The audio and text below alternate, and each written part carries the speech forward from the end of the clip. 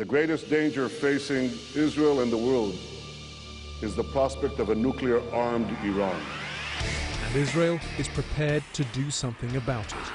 The Plan A, would see Israel launching a limited, surgical, preemptive strike, attacking with long-range aircraft and armed drones, firing cruise missiles from its submarines in the Arabian Sea, or launching its latest Jericho-3 missiles. But the Iranians have learnt from history. They have spread and concealed their nuclear installations across the country. So in this scenario, instead of hitting a single target like in Iraq or Syria, Israel would have to target all 7 Iranian nuclear reactors. In this sort of surgery, many people die. The Israelis could attack Iranian nuclear facilities, but they wouldn't be able to inflict long-term permanent damage. And Iran would have to retaliate.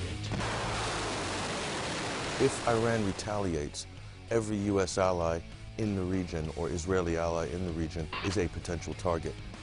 Iran's ally, Syria, could also join in. Plus Iran's proxy forces, like Hezbollah in Lebanon, would fire rockets into Israel. And there's the possibility of unconventional attacks on Israeli interests across the world.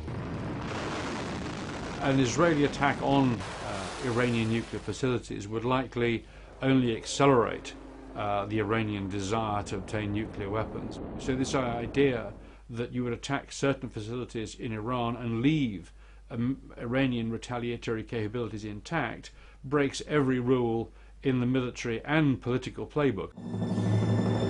So, what's Plan B? The United States and the international community are determined to prevent Iran from acquiring nuclear weapons.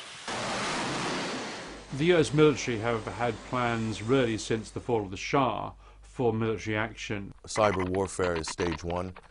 Stage 2, in the military sense, would be massive ordnance air blast bombs, or the MOAB, mother of all bombs. This is the most powerful traditional military non-nuclear bomb that the U.S. has in their arsenal. There are also new generation of bunker busters. An American strike would be neither limited nor surgical. A massive American attack on Iran would be able to attack some 10,000 different aim points, more or less overnight.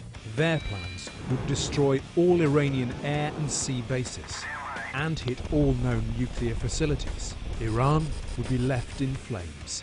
The Americans would claim that these were surgical strikes, although I'm sure there would be very, very considerable casualties, of course, but mostly off camera. If the U.S. or Israel hit a nuclear reactor that is going at full steam, you have potential of a giant dirty bomb, and then the civilian deaths could be in the hundreds of thousands. This conflict, with estimates of between 1 and 2 million Iranian civilians dead, could get out of hand. You got to be careful of unintended consequences here. Best laid plans of mice and men don't always come to fruition. Chaos theory can come into play. This is uncharted territory for both America and Israel. After such a massive offensive, Iran would fire everything it had left towards Israel. It would launch wave after wave of attacks against Western targets in Iraq and Afghanistan, and damage ports and oil refineries in the Gulf. The US would ask its NATO allies for support, dragging Turkey and the 2 nuclear powers, Russia and China, reluctantly into the conflagration.